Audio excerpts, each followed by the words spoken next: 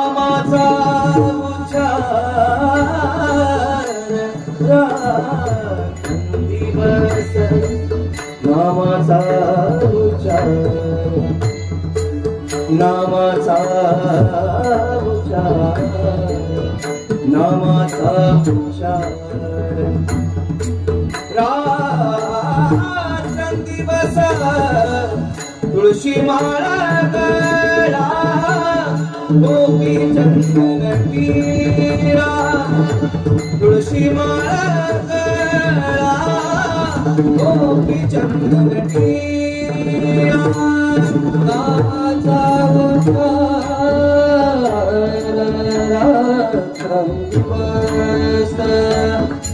नामाचा उच्चार दिवस नामाचा उच्चार रात्रंदिवस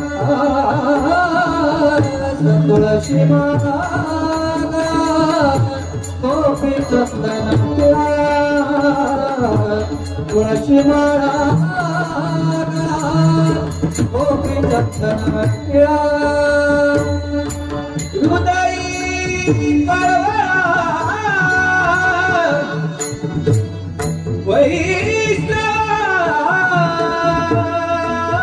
वैष्णवाचा हृदयी कळवळा वैष्णवाचा वैष्णवाचा हृदय कळवळा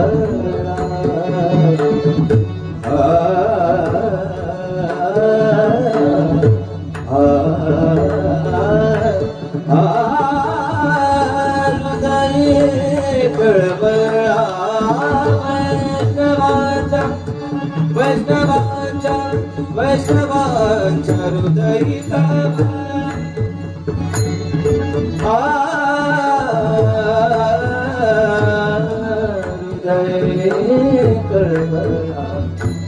हृदय कळवळा गमबदनी परम गमन पदे समगप मबदनी दब मबदनी सनि दब मबदनी दब मबद मब गमरे सनि सरे रे समगप मबदनी गमदनी सनि दब मब मबदनी सनि हृदय कळवळा वैष्णवा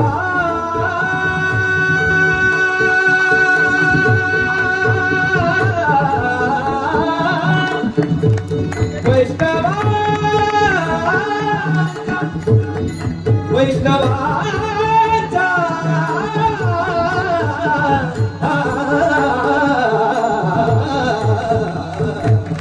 हृदय कळवळा वैष्णवा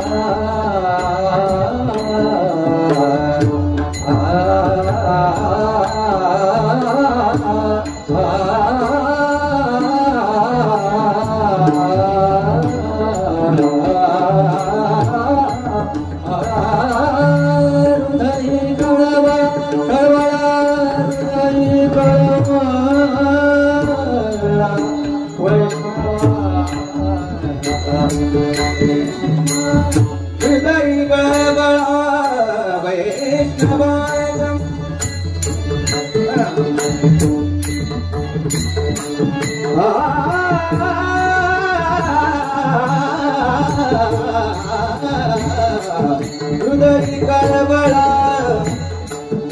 वैष्णवाचा हृदय कळवळा वैष्णवाचा हृदयी कळवळा हृदयी कळवळा हृदयी कळवळा वैष्णवांच्या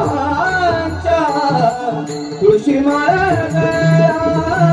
गोपी चंदन टीळा तुळशी माळा गोपी चंदन टीळा गोपी चंदन टीळा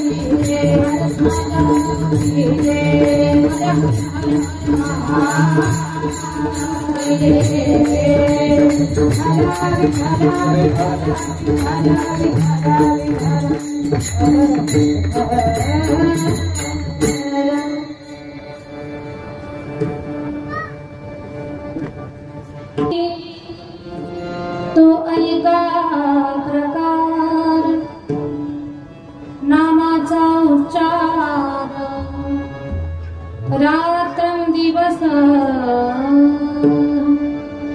तुळसी माळ गळा गोपी चंदन टिळा हृदयी कळवळा वैष्णवांचा आषाढी कार्तिकी पंढरीची वारी साधन निर्धारी आन नाही तुळसी माळ गळा गोपी चंदन टिळा हृदयी कळवळा वैष्णवांचा एका जनार्दनी ऐसा ज्याचा देव तो देवा परमा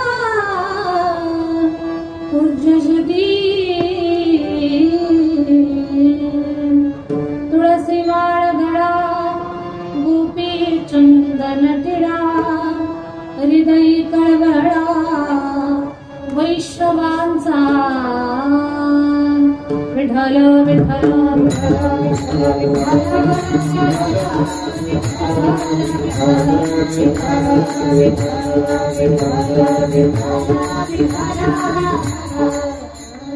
पांडुरंग गारू प्रथम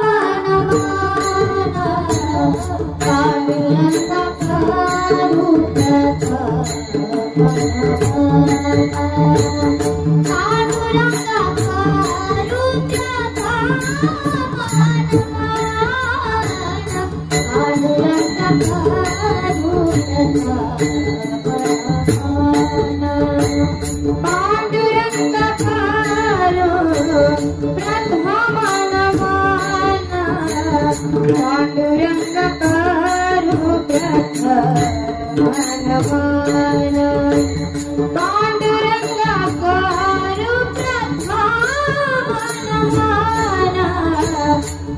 पांडुरंग कारुण्याचा मनमाना दुसरे चरणा नाचिया दुसरे चरणा नाचिया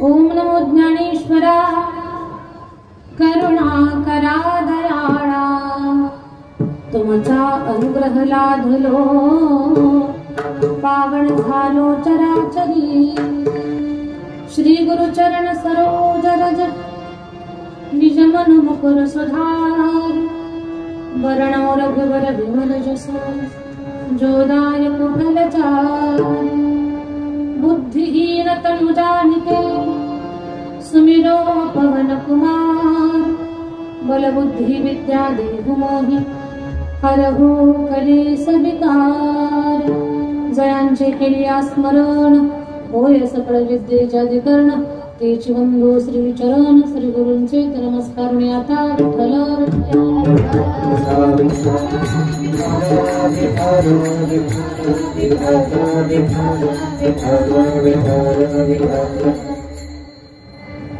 आवडे देवासी तो एका प्रकार नामाचा उच्चार रात्रंदिवस तुळसी माळ गळा गोपी चंदन टिळा हृदयी कळवळा वैष्णवांचा प्रस्तोत कीर्तन सेवेसाठी निवडलेला महान भगवत भक्त श्रीमंत संत शांतीचे सागर पैठण निवासी शांतब्रह्म एकनाथ महाराज नाथ महाराजांचा चारचरणाचा अतिशय सुंदर आणि माणूस म्हणून आपण जन्माला आलो मानवी जीवनाच्या आवडी पूर्ण करत असताना त्या आवडी आपल्या मनाप्रमाणे पूर्ण व्हाव्यात याच्या करता देवाला काय आवडतं त्याचा ध्यास उभं आयुष्य आपण धरला पाहिजे मग देवाला काय आवडतं हा प्रश्न जर मनामध्ये असेल तर त्याच गोष्टीचं चिंतन करणारा अभंग की ईश्वराची आवड पूर्ण करत असताना आपली आवड पूर्ण होते पण त्याच्यासाठी देवाची आवड किती महत्वाची आहे ती समजून घेणं किती गरजेचं आहे आणि ती नेमकी आवड काय आहे तर या महत्वाच्या गोष्टीचं चिंतन करणारा अभंग सेवेसाठी निवडलेला अभंगाकडे वळण्यापूर्वी अल्पसा परिहार द्यायचा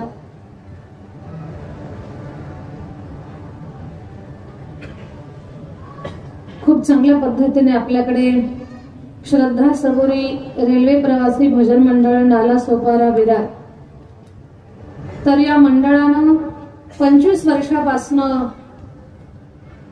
ही नामचिंतनाची, नामसाधनेची, भजनाची उपासना करत आहेत. 25 वर्ष झाले. त्याचं हे रौप्य महोत्सवी वर्ष आहे, 25वे वर्ष आहे. त्या सुंदर अशा त्यांच्या उपक्रमाचा हा वर्धापन सोहळा आहे. आणि या रौप्य महोत्सवा वर्षामध्ये आपण सर्व आयोजकांनी, भजनी मंडळांनी आपण मला संपर्क केला आणि आपल्या सगळ्यांच्या मध्ये मला कीर्तन करण्याचा सुयोग प्राप्त झाला. खरं तर आपल्या सगळ्यांच्या वतीनं श्रीमान हरिभक्त अरविंद महाराज मोरे, आमच्या अरविंद दादांनी मला फोनवरती संपर्क केला. ही सेवा मी घ्यावी याच्यासाठी आमचे चंद्रकांत महाराज पांचाळ, ज्यांना चंदू नाना म्हणतात, नानांचे खूप आग्रह होता की दीदी ही सेवा घ्या.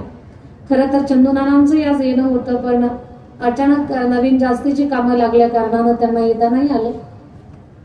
तर ही सेवा मी घ्यावी याच्यासाठी अनेकांनी प्रयत्न केला. आमच्या अरविंद महाराज मोरेंच्या प्रयत्नाला यश आलं आणि आम्ही इथपर्यंत येऊन पोहोचलो. खरं तर इथे आल्यावर मला प्रचंड आनंद झाला. त्या आमच्या राहुल दादाची मला कितीतरी वर्षांनी भेट झाली, म्हणून खरं तर आमच्या राहुल दादासाठी एवढा जोरात पाणी वाजवा. सुंदर गायले आहे, किती सुंदर जागा घेतल्या, प्रत्येक स्वराला किती सुंदर न्याय दिलाय तुम्ही. खरं तर आज तुम्ही परीक्षक होता तिथे आणि मला तुमचं ऐकायला खूप दिवसानं मिळालं. खरं मोबाईलवरती तर आपण रोज ऐकतो राहुल दादांना, पण प्रत्यक्षात ऐकण्यात जे समाधान असतं, मोबाईलवरती पण खूप छान छान पदार्थ असतात, रेसिपी असते, त्याच्यावर पण त्यानं काही पोट भरत नाही. पण प्रत्यक्षात जे कानांची तृप्ती जी म्हणतो आपण, सुंदर सुंदर. आमच्या राहुल दादांच्या बद्दल तर किती बोलू मी, माझ्याकडे शब्द कमी आहेत. आमच्या या भावाचा आम्हाला खूप गर्व आहे, आम्हाला खूप स्वाभिमान आहे. राहुल दादा या महाराष्ट्राचे मान सन्मान सगळं काही म्हणण्याला काही हरकत नाही. आणि मला माहिती आहे किती कठीण प्रवासातून आज त्यांना हे जे संप्रदायामध्ये किंवा गायकीच्या क्षेत्रामध्ये किंवा अध्यात्मामध्ये जे यश प्राप्त झालेलं आहे, या यशाच्या पाठीमागे खूप त्यांचे परिश्रम, आई वडिलांचा आशीर्वाद, ज्ञानोबारायांची कृपा आणि त्यांच्या स्वभावातला सरळपणा, तो सरळपणा थेट इथपर्यंत घेऊन आलाय. म्हणजे मुंबई गाठली काही नवल नाहीये, पूर्ण भारत देशामध्ये या स्वराचं कौतुक होतंय. एवढा सुंदर आवाज, एवढी सुंदर गायकी आमच्या राहुल दादांसाठी पुन्हा एकदा झाली. तर मला राहुल दादांची इथे भेट झाली, म्हणून खरं तर सर्व आयोजकांचे मी तुमचे धन्यवाद व्यक्त करते. आणि खूप चांगलं आपण नियोजन केलं. जवळजवळ 150-200च्या जवळपास भजनी मंडळ आहे. एका मंडळामध्ये 200+ लोक आहेत, भजनी वारकरी आहेत. एवढं मोठं हे प्रस्थ आहे. आणि विशेष कौतुकाची गोष्ट आहे की रेल्वेच्या प्रवासाला लागल्यानंतर टाइम सुद्धा लिहिलाय पहा, याच्यातच होतं का टाइम, 9:56 तिथपासून प्रवास होणार. मग रेल्वेमध्ये जो काही 1-1.5 तास जाणार आहे, तर त्या 1.5 तासाच्या वेळेमध्ये मोबाईलही नको पाहायला, कुणाचं तोंडही नको पाहायला आणि कुणाचं काही ऐकायला सुद्धा नको. उलट आमचं ऐका, कारण आमचं ऐकल्यानंतर तुमचं भलं होईल आणि आम्ही जे नामसाधना करू त्यात आमचं तर कल्याण होईल, पण अनेकांचं कोटी कल्याण होईल. हा सुंदर उद्देश. खरं तर या तुमच्या सगळ्या साधनेला मी स्वतः वंदन करते. नाम साधनेसमोर कोणीही श्रेष्ठ नाहीये, सर्वात श्रेष्ठ नाम साधना आहे आणि सगळ्यात मोठा नामधारक आहे. तर ती नाम साधना खरं तर सांगते मी तुम्हाला, मुंबईकरांचं जीवन एवढं धावपळीचं आहे, एवढं धकाधकीचं आहे, किती वेग आहे, जेवायला वेळ नाही, आरामाला वेळ नाही, एवढी व्यस्तता आहे. पण एवढ्या व्यस्ततेमधून साधना कशी करावी हे तुमच्याकडनं आम्ही सुद्धा शिकवतो. तुमच्या या नाम साधनेला माझं वंदन आहे. आणि किती लोकांचं आपण इथे संघटन केलं. 200च्या जवळ भजनी मंडळ आणि त्या एका भजनी मंडळामध्ये मी बोलते 200+, पण त्याही पेक्षा अधिक लोक एका भजनी मंडळामध्ये आहे. म्हणजे हा परिवार खूप मोठा आहे. बेरीज तर खरं मी करायला पाहिजे होती, कारण 1 घंटा अगोदर मला हे सगळं नियोजन सांगितलं, पण लक्षात नाही राहिलं. तर एवढा सगळा आपला परिवार, एक भजन परिवार तयार झालेला आहे. या परिवाराचं नाव आहे श्रद्धा सबुरी रेल्वे प्रवासी भजन मंडळ. आणि विशेष तुमच्या जीवनातली पुण्याची गोष्ट सांगते. ही साधना तुम्ही काल नाही चालू केली, ही साधना तुम्ही 1 महिन्यापूर्वी नाही चालू केलेली, ही साधना 1 वर्षापूर्वी नाही. पुण्यवान आहात तुम्ही. 25 वर्षापासून निर्विघ्नपणे ही साधना तुम्ही चालू केली आणि तुमच्या या साधनेला आज 25 वर्ष पूर्ण होत आहे. म्हणजे भगवान परमात्माच्या विशेष यादीमध्ये आपल्या सगळ्यांचं नाव जमा आहेच. पण सुंदर असा साधनेचा पर्वत आपल्या सगळ्यांचा तयार झालाय. हा, या गोष्टीचा गर्व तुम्हाला अजिबात नाहीये. उलट देवा 25 वर्ष तू आमच्याकडनं सेवा करून घेतली, अजूनही याच्या पुढे तू सेवा करून घे, कारण हे सगळं तुझ्या कृपेनं झालेलं आहे. या निर्मळ भावनेनं आपण सगळीजण ही साधना करतात. तर या सुंदर अशा कार्यक्रमामध्ये मला सुद्धा येण्याचा योग आला. खरं तर आम्हालाही वाटतंय की 20 वर्षापासून आम्ही कीर्तन करतोय, आज आमचं सुद्धा कीर्तन सेवा सफल झाल्यासारखं आम्हाला सुद्धा वाटतंय की किती सुंदर विशेष आयोजनावरती आम्हाला कीर्तन करण्याचा योग प्राप्त झाला. आजच्या या कीर्तनासाठी आमचे राहुल दादा आम्हाला गाण्याची साथ देत आहेत. हरिभक्त परायण महाराज, सदानंद महाराज गायकवाड खूप गोड गाता. आपण सुद्धा आमच्या सदानंद बाबांसाठी सुद्धा जोरात टाळी वाजवायची. मृदंगाची फार गोड अशी साथ देणारे हरिभक्त परायण ऋषिकेश महाराज आणि संदीप बाबा. बरं, संदीप बाबांना याच्या अगोदर कुठे पाहिले काय काय आता कन्फ्युज होतं थोडं मला. तर या माझ्या दोन्ही दादांसाठी एकदा जोरात टाळी. बाकी सर्व वारकरी मस्तकरी पायावरी या वारकरी संतांच्या सगळ्यांना सादर वंदन. माझ्या विद्यार्थिनी आहेत, योगिनी आहे, किशोरी आहे, वैभवी आहे. तर ही गोड लेकरं गाण्याचा अभ्यास करताय सध्या. आता कुठे 1-2 वर्ष झाले, तर खूप चांगला गाण्याचा प्रयत्न करताय. खूप चांगल्या पद्धतीची साऊंड सिस्टीम आहे. साऊंडवाल्या गाण्यासाठी टाळी तर झालीच पाहिजे. आणि या कार्यक्रमाचं शूटिंग मोबाईल कॅमेरा या माध्यमातून आहे, यांचंही मनापासून कौतुक. बाकी सर्व आयोजक नियोजक मंडळी, खरं तर सगळ्यांची नावं मला घेणं शक्य नाहीये. आपल्या सगळ्यांना सादरवंदन. संस्थापक, अध्यक्ष, सचिव, खजिनदार, कार्याध्यक्ष, उपाध्यक्ष, सहसचिव, सहखजिनदार, ही सगळी मंडळी या पत्रिकेच्या माध्यमातून आमच्यापर्यंत येऊन पोहोचलेली आहे. तर आपल्या सगळ्यांना सादर वंदन. मला वाटतं एकदा कार्यकारिणीची नावं घ्यावीतच मी, नाहीतर परत नको आमच्या अरविंद बाबांची भेट घ्यायला. तसं काही नाहीये म्हणा. श्रीमान ज्ञानेश्वरजी गावडे, श्रीमान प्रकाशजी आगरे, श्रीमान जीवन पाटील, रामदास आतकोले, राजेशजी पातेरे, दीपकजी धांद्रत आणि परेशजी लाड, महेंद्रजी चौगुडे, आणखी खूप मंडळी याच्यामध्ये आहे. तर आपल्या सगळ्यांचं कोटी कल्याण असो, आपल्या सगळ्यांच्या हातनं अशीच ही पवित्र कर्म घडत राहो. आज दिवसभरामध्ये आपण सगळ्यांनी खूप चांगल्या पद्धतीने या कार्यक्रमाची रूपरेषा आखली आणि खूप एवढी मोठी पारितोषिक आणि सगळ्यांना म्हणजे सहभाग झालेल्या लोकांना तर प्राप्त होणारच आहे. बक्षीस सुद्धा आहे, तर काही प्रमाणात मानधन सुद्धा आहे. तर हे सगळं सुंदर असं नियोजन आणि या सुंदर अशा नियोजनामध्ये आम्ही इथे येऊन पोहोचलो. खरं तर या सगळ्यांचा नामोल्लेख करण्यामध्ये खूप चांगलं नाव घ्यायचं राहून गेलं माझ्याकडनं. विकासजी, किती भिकाजी सुद्धा गुरुजी, तुमच्यासाठी पण आम्ही टाळी वाजवतो. फार सुंदर वाजवतात राहुल दादा, फार सुंदर. तर आधी करून सर्व इथे कोणी कथाकार, कीर्तनकार, प्रवचनकार मंडळी असतील, सगळ्यांना सादर वंदन. सप्रेम जय हरी. राजकारण, समाजकारण, अर्थकारण, उद्योग, व्यापार, व्यवसाय सर्व क्षेत्रामध्ये मातब्बर असणारे मंडळी. आमचं अज्ञान आहे की आम्हाला सगळ्यांची नावं माहिती नाहीये, पण पहिल्या खुर्चीवरती बसलेले सर्व सन्माननीय व्यक्ती, सन्माननीय मंडळी,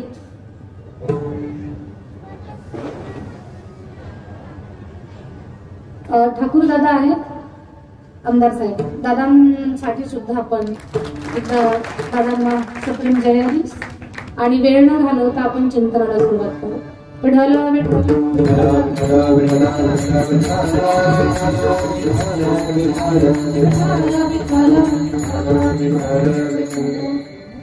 एक 10 वाजेपर्यंत जेवढं आपल्याला चिंतन करता येईल तेवढं आपण चिंतन मांडू, बरोबर ना?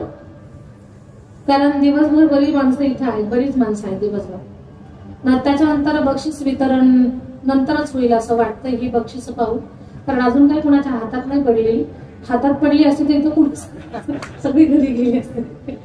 त्याच्यामुळे जास्तही तुम्हाला तपस्या न करायला लावता वेळेमध्ये सुंदर चिंतन करून आपण सेवेची सांगता करण्याचा प्रयत्न करणार आहोत. शांतीब्रह्म एकनाथ महाराजांचा अभंग सेवेसाठी निवडलेला आहे आणि या कार्यक्रमाचं औचित्य फार सुंदर आहे, फार सुंदर.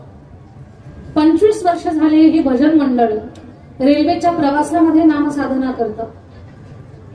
अशाच थोड्याशा अंगाला या साधनेला समजावून सांगण्यासाठी, बळ देण्यासाठी हा अभंग निवडलेला.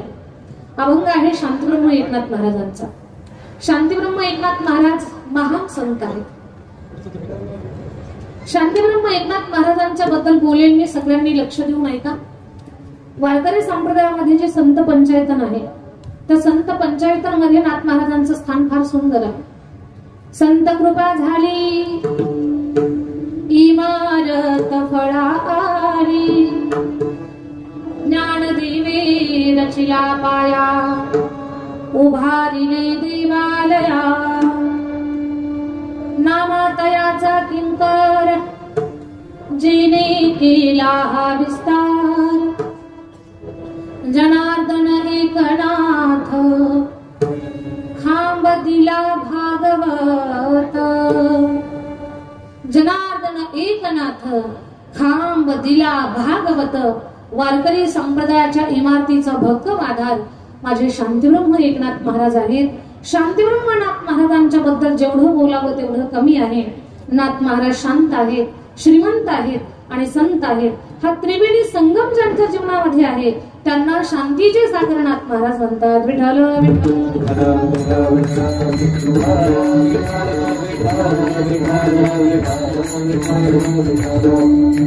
नाथ महाराज एवढे महान संत आहेत, त्यांचं महत्त्व मी तुम्हाला सांगते आहे. पण आता अचानक मला एक गोष्ट आठवली, कदाचित बोलण्याच्या ओघात मी विसरून जाईल. काल गणेश जयंतीचा महापर्वकाळ होता. आज बरीच लोक गणेश बाप्पांचं विसर्जन करण्यासाठी निघालेली आहेत.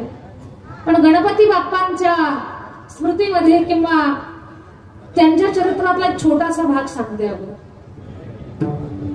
गणपती बाप्पा वाकड्या सोंडीचे, तुटलेल्या दाताचे, सुटलेल्या पोटाचे, अकडू बोटाचे, अब्रगब्र शरीर असणारे, हत्तीचं मस्तक असणारे, पण बुद्धीमध्ये सगळ्यात सरस, सगळ्यात मोठा मान ज्यांना देवदेवतांमध्ये आहे, अशा गणपती बाप्पांच्या जन्माची कथा ऐकत. आपल्या सगळ्यांना माहिती आहे गणपती बाप्पा माता पार्वतीनं अंगावरच्या मळापासून बनवले. बरोबर? झोपल्या का माझ्याकडे पहा. अंगावरच्या मळापासून गणपती बाप्पांना बनवलं म्हणजे अंगावरच्या मळाला मुलाचा आकार दिला आणि मूळ गणपतीचं आवाहन करून त्याच्यामध्ये प्राण होते. गणाधीश जो ईश सर्वा गुणांचा, मूळारंभ आरंभ तो निर्गुणाचा, नमो शारदा मूळ चत्वार वाचा, गमो पंथ आनंद या राघवाचा, जय जय रघुवीर समर्थ. मूळ गणपतीचं आवाहन केलं, प्राण ओतले, लेकरू उठून उभं राहिलं. बाळानं विचारलं, आई माझं काम काय? बेटा, मी स्नान करत असताना कुणालाच आतमध्ये येऊ द्यायचं नाही, हे तुझं काम. आई, मी एखाद्याला अडवलं आणि अडवणारानं मला विचारलं, आम्हाला अडवणारा तू कोण, माझं नाव काय? बेटा, नाव सांगते मी तुझं. एखाद्याला तू अडवलं आणि अडवणारानं जर विचारलं, आम्हाला अडवणारा तू कोण, तर बेटा नाव सांग. तू माझ्या विनयाचं रक्षण करशील म्हणून बाळा तुझं नाव विनायक असेल. गणपती बाप्पांना विनायक भगवान म्हणतात, त्यांचं पहिलं नाव. गणपती बाप्पा दारामध्ये बसले, तेवढ्यात पप्पा आले. बाप्पाची पप्पाची लागली भांडणं, आतमध्ये जाऊ दे ना. शिवजी म्हणतात, माझ्या कैलासामध्ये मला आज जाण्यासाठी अडवतोस तू कोण? गणपती बाप्पा बोलले, माता पार्वतीचा पुत्र आहे मी. पार्वतीचा पुत्र म्हणजे माझा बेटा. आपका नाही खाली माका, तुमचा नाही, मी फक्त आईचा आहे. ठीक आहे बेटा, आतमध्ये जाऊ दे. नाही जाऊ दे ना. एवढी भांडणं लागली. त्या भांडणामध्ये भगवान शंकरानं गणेशजीचं मस्तक कापलं. तुटलं मस्तक. आई म्हणून किंकाळी ठोकली. रक्ताच्या थारोळ्यामध्ये पडलेलं बाळ पाहून माईनं हंबरडा फोडला. खूप रडते माता पार्वती. माता पार्वतीचं रडणं पाहून शिवजी विचार करताय, रडते तोपर्यंत ठीक आहे, रागात आली तर काल येऊन छातीवर पाय द्यायला सुद्धा घाबरत नाही. माझं मूल जिवंत करून द्या. पार्वती रडू नकोस, तुझ्या मुलाला मी जिवंत करून देतो. नंदी महाराजांना सांगितलं, जा जंगलामध्ये पशुचं असेल, मनुष्याचं असेल, कुणाचंही बाळ उत्तर दिशेला मस्तक करून जे झोपलं असेल तर त्याचं मस्तक कापून आणा. उत्तर दिशेला मस्तक करून झोपलेला जो असेल त्याचं मस्तक कापून आणा. आपल्या जुन्या लोकांना कारण सांगता येत नव्हती, पण शास्त्र सांभाळत होती जुनी माणसं. आजही आपली जुनी लोक सांगतात, उत्तरेकडे डोकं करून झोपू नका. आपण जर झोपताना उत्तरेकडे डोकं करून झोपलो तर उठताना आपलं तोंड दक्षिण दिशेला होतं. आणि दक्षिणेकडे तोंड करून उठणं हे आपल्या धर्मामध्ये थोडस चांगलं मानत नाही. बर, याचं दुसरं कारण काय? अजूनही कुठेतरी ऐकलंय की आपल्या भारत देशाची भौगोलिक रचना अशी आहे, आपण जर उत्तरेकडे डोकं करून झोपलो तर मेंदूमध्ये रक्तस्राव होण्याची शक्यता आहे. मग त्यानं ब्रेनचे आजार वगैरे या कारणानं उत्तर दिशेला डोकं करून झोपू नका असं आपल्याला शास्त्र सांगते किंवा ही कथा सुद्धा शिकवते. काही लोक म्हणतील, ताई मुंबईमध्ये हे सगळं शास्त्र सांभाळणं फार कठीण जाते, इथे पाय ठेवायचे वांधे आहेत, मग डोकं उत्तरेकडे होतं की दक्षिणेकडे होतं याचा अभ्यास कोणी करावा. पण जमेल तेवढं आपण सगळ्या गोष्टी सांभाळण्याचा प्रयत्न करा, जेणेकरून आपल्या सगळ्यांना सुख समाधान लाभेल. तर नंदी महाराज जंगलामध्ये आले. एक हत्तीचं पिल्लू उत्तर दिशेला डोकं करून झोपलेलं, मस्तक कापलं त्याचं आणि आणलं. तर हत्तीच्या पिलाचं मस्तक भगवान गणेशजीला बसवलं. गणपती बाप्पा उठून उभे राहिले. आईला आनंद झाला. पण माता पार्वती म्हणते, याला देव कोण म्हणेल? अग्रगब्र शरीर, मी काही मूर्तिकलेचा क्लास केलेला नव्हता. जमल तशी बोट, जमल तसे हात, जमल तसे पाय वगैरे बनवलेले मी.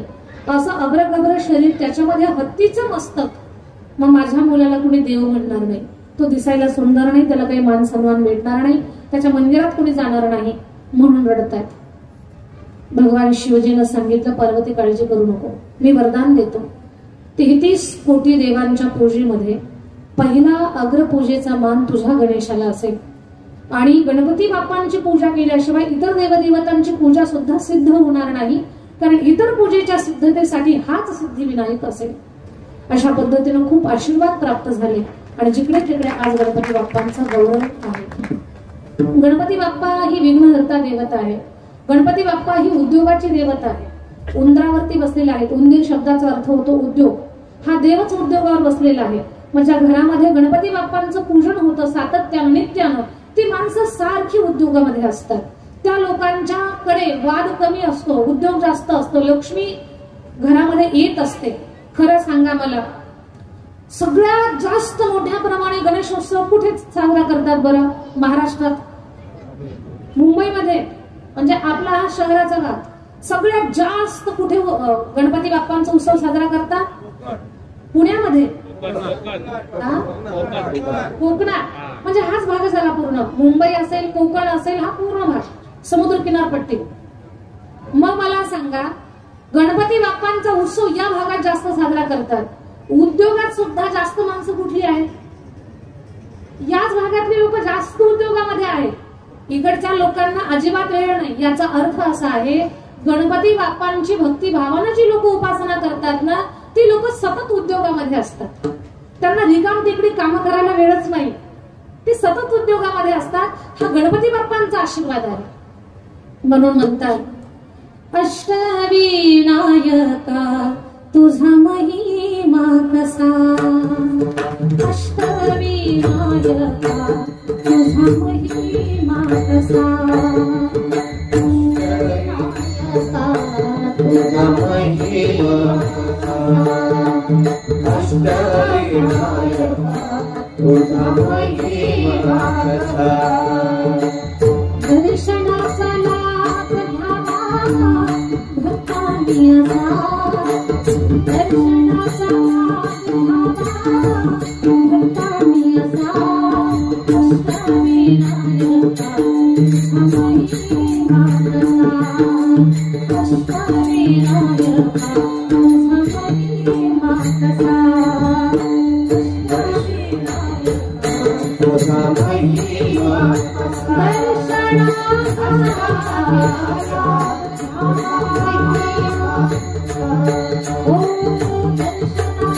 लाभ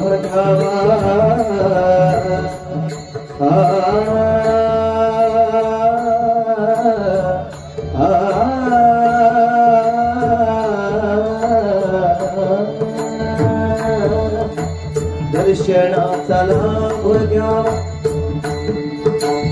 दर्शनाचा लाभ घ्यावा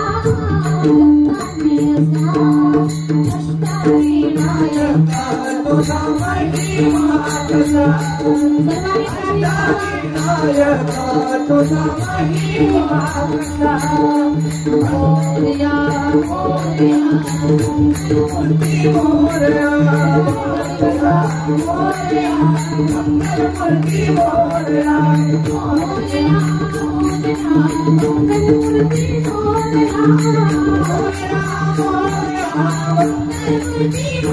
मूर्ती मोरया गणपती बाप्पा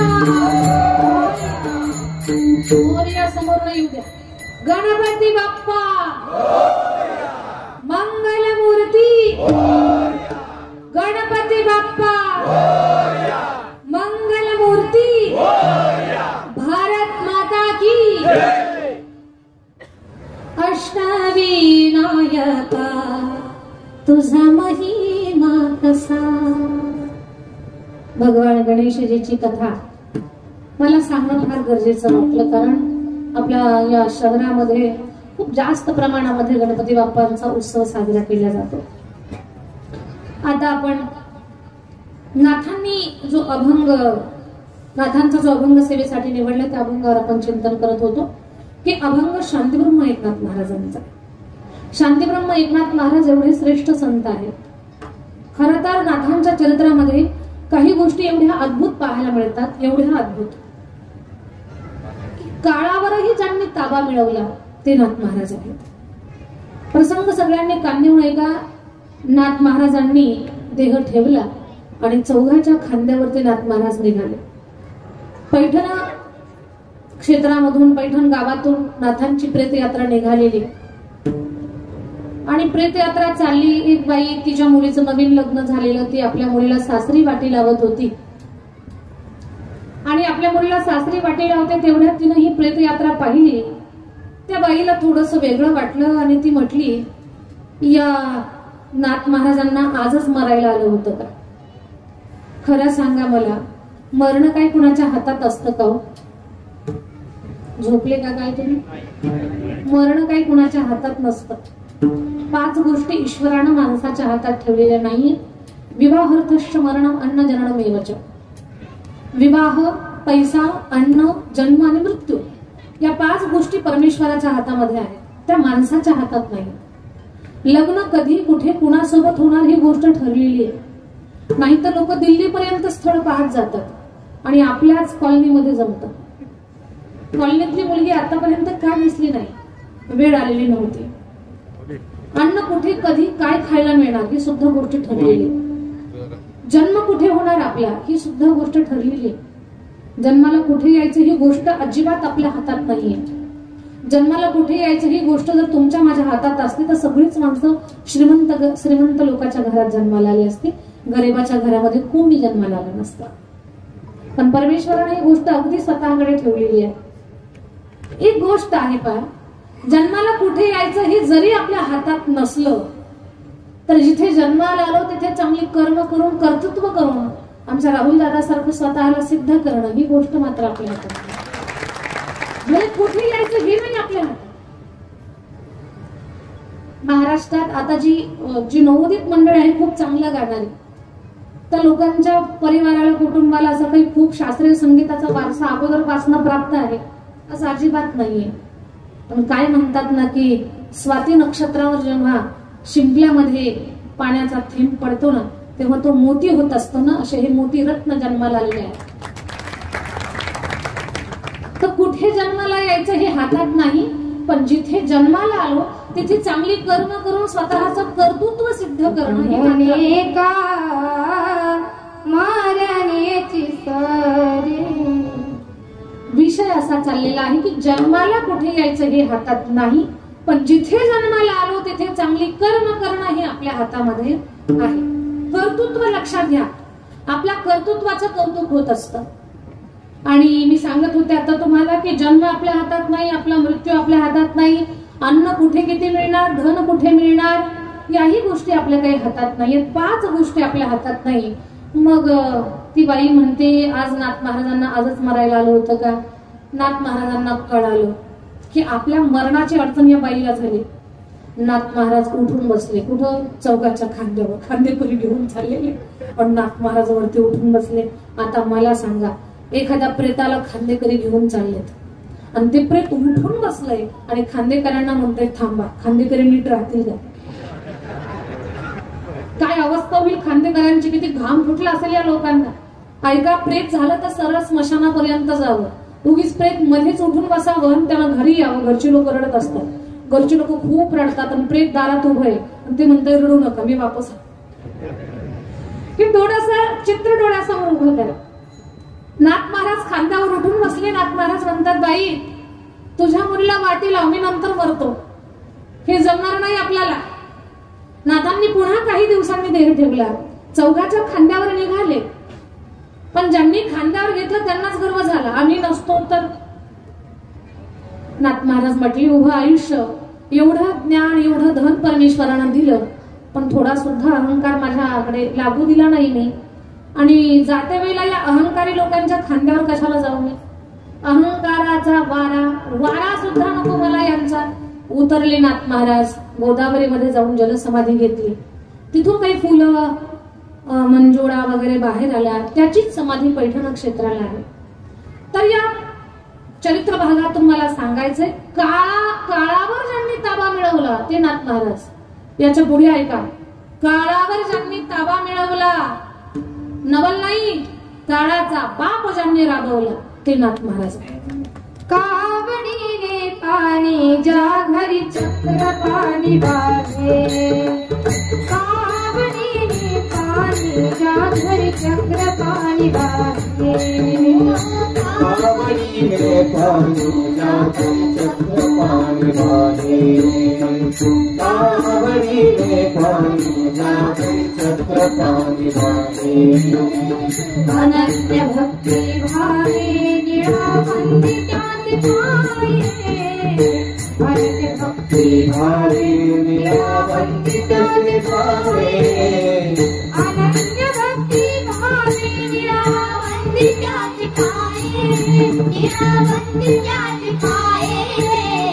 ओ वारो आरती माझा स्वामी एकनाथा, ओ वारो आरती माझा स्वामी एकनाथा, आरती माझा स्वामी एकनाथा, आरती माझा स्वामी एकनाथा. द्वारकीची मूर्त एकनाथा घरी पाणी वाहे हरी, कावडीने किती प्रमाण द्यावे, किती पुरावे द्यावेत. विश्वाचा मालक नाथ महाराजांच्या घरी राबला. खरं तर राहुल दादाच्या गळ्यातून एक प्रमाण ऐकायचंय, अबीर गुलाल उधळी तरंग, अबीर गुलाल उधळी तरंग, अबीर गुलाल गुलाल गुलाल गुलाल गुलाल गुलाल, अबीर गुलाल अबीर गुलाल उधळी तरंग. नाथा घरी नाचे माझा सखा पांडुरंग, नाथा घरी नाचे माझा सखा पांडुरंग, नाथा घरी नाचे माझा सखा पांडुरंग, नाथा घरी नाचे माझा सखा पांडुरंग, नाथा घरी नाचे माझा सखा पांडुरंग, नाथा घरी नाचे माझा सखा पांडुरंग.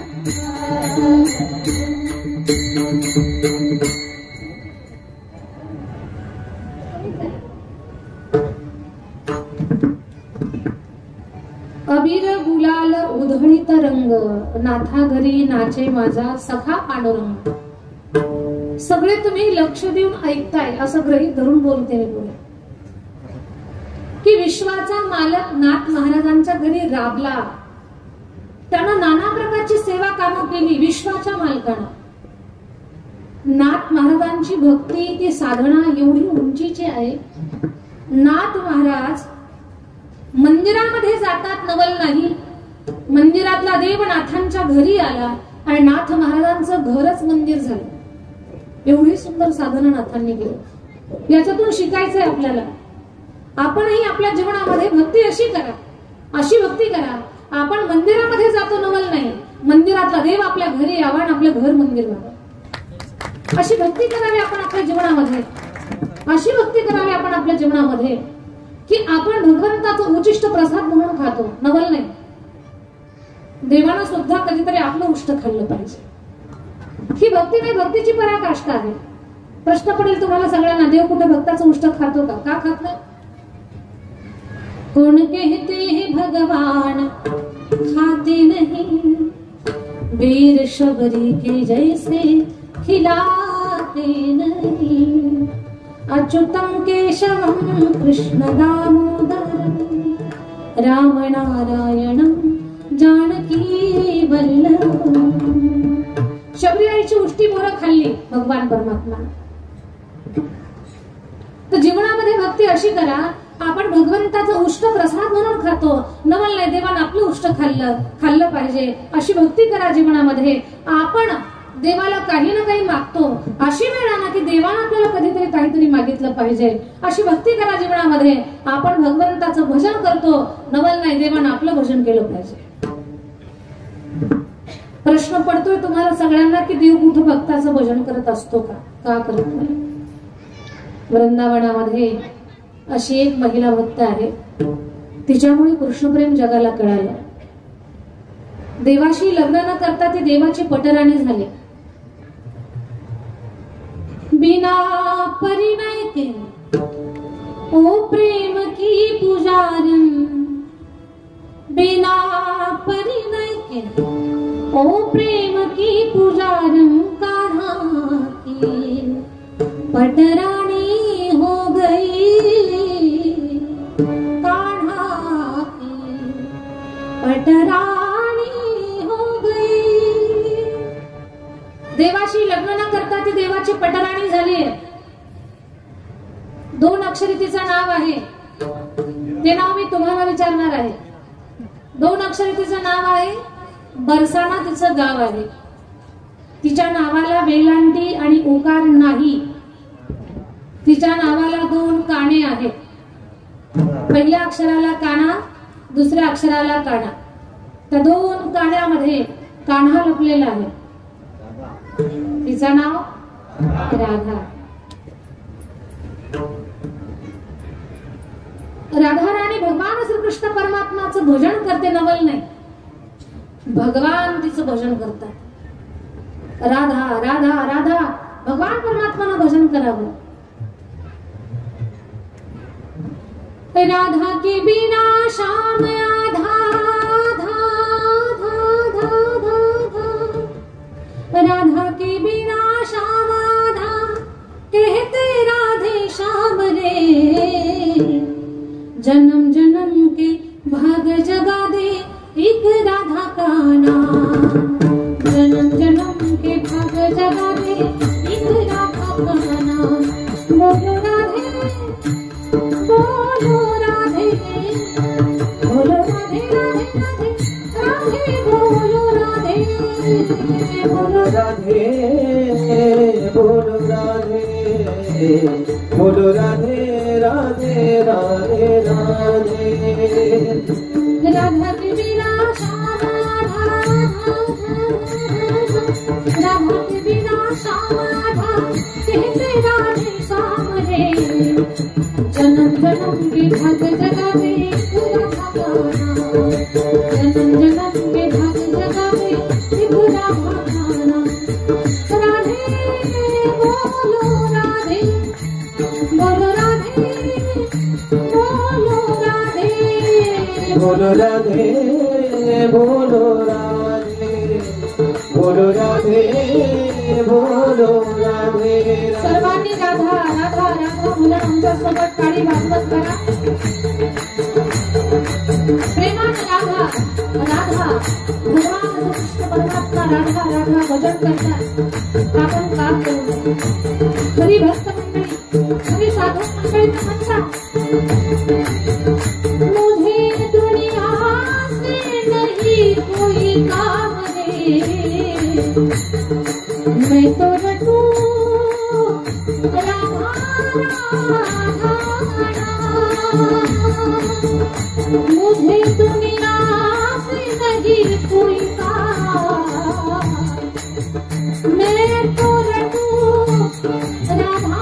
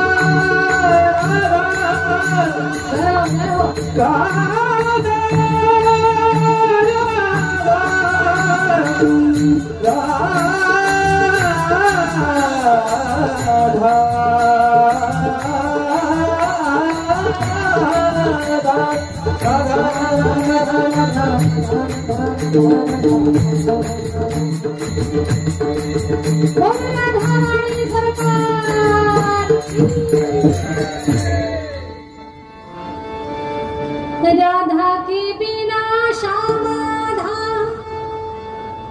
कहते राधे श्याम रे ओ जन्म जन्म के भाग जगा दे एक राधा का नाम।